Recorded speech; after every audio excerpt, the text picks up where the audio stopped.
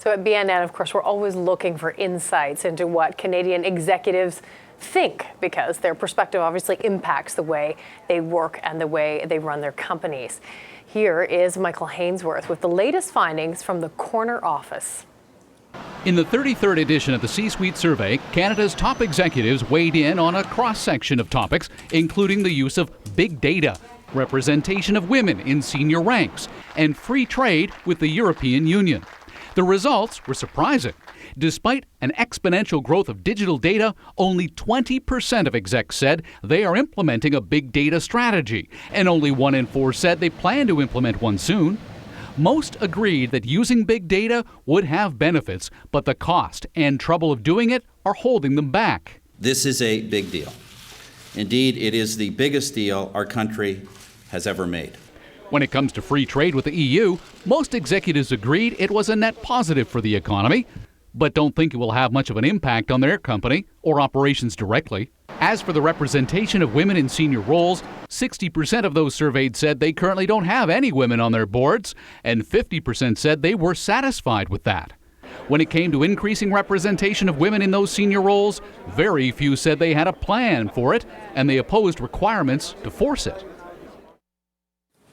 Joining us now to go through the results, David Hurley, Principal Partner at the Gandalf Group, and Willie Crew, Global Head of Consumer Markets at KPMG. We're starting with big data. And of course, this is all those little bits and pieces of information that we tell the world every single day, all brought into one spot where we can mine it for information. Companies have an enormous amount of data, Michael, they've amassed over years and years and years, and have really not analyzed it properly.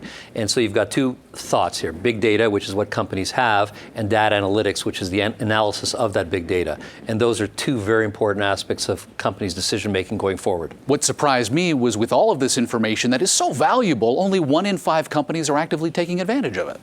Well, there are some companies that don't think it's relevant to them, and there are some companies that think it's too costly or risky to go down this road. The latter tend to be in the manufacturing sector, which is underutilizing big data in Canada. The former, those who think it isn't relevant, tend to be in the resource sector in Canada, which is very little uptake of big data, largely because they see it as something, as a tool to help with mass consumer issues, which they don't deal with. And so you've got more potential for growth of big data in the manufacturing sector if they become convinced of the cost-benefit analysis of that. Right now, the largest interest in it is in the service sector, particularly in the financial sector. And that's because we know that works. We've seen that implemented. We've seen the return on investment associated with it. But what surprises me is that the resource sector hasn't seen that as well. And this is a group that could take advantage of it, not from a consumer perspective, but from a back office perspective. Yeah, but Michael, David's point of the resource sector is really a relative statement. All companies are really not taking advantage of it. Only 22% in total have taken advantage of it, and the resource sector is a real laggard in this area. And a little bit of the cause and effect for Canadian businesses, most of these companies have done a system integration. And in many of the cases, they thought they'd spend $10 and spent $100. So they're reticent, they're gun shy, and they put big data and data analytics in that same vein. Going down this path, they're not sure that the payment will bring value at the other side. Yeah, 4 in 10 agreed they were concerned about the use of big data as a privacy issue. But again, that's whole secondary to the idea that if I have to spend $10, right, is it really going to cost me $100? It seems like the sell job is what needs to be done here. And I mean that in a positive way, not a negative way.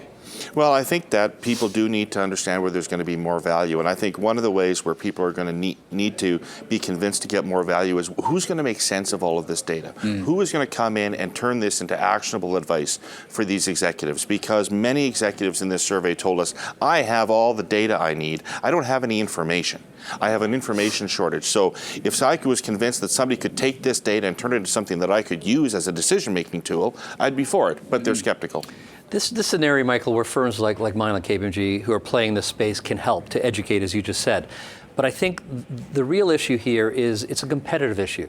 If Canada is going to stay ahead of other companies in the world, as we talked about the emerging economies where we're well behind in going out there, then we need to get on board here and understand that this is not just about customer data, about consumer behavior, which is very important to much of the services industry, but it's also about understanding the procurement cycle, operational excellence, detecting fraud and other risks in the business.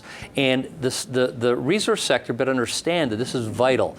And so to this date, that education is needed, but also you better understand how analyzing big data is so vital to the success of your business and the competitiveness going forward. And you got to differentiate between the noise that you're seeing right now and valuable data. And once you differentiate between those two and you get a roadmap, this is going to be value add. The cost issue is a serious issue, and we have to discuss this in the context of an economy where most Canadian businesses are still expecting very tepid results for their businesses in the upcoming year. Less than a third think they're going to have a strong year this coming year.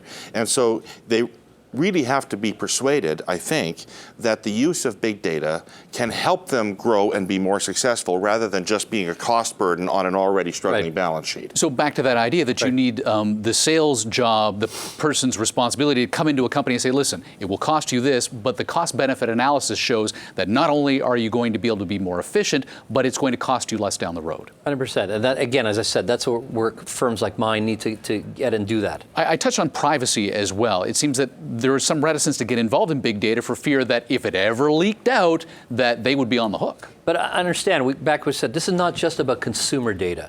This is about doing business data, all the different metrics that you've worked with to create the operational excellent things we discussed. So consumer data is one thing, and companies do need to be mindful about privacy. But there's a broader spectrum of data to analyze for the good of the company.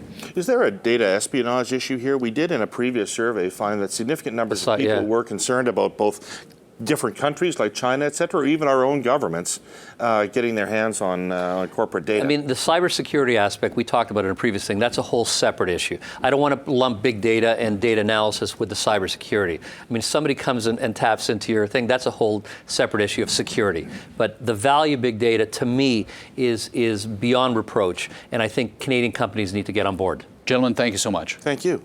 David Hurley has been our guest, principal partner at the Gandalf Group, and Willie Crew, the global head of consumer markets at KPMG. That's our look at the 33rd edition of the C-Suite Survey. For a closer look at the sentiment from the corner office, please go to bnn.ca.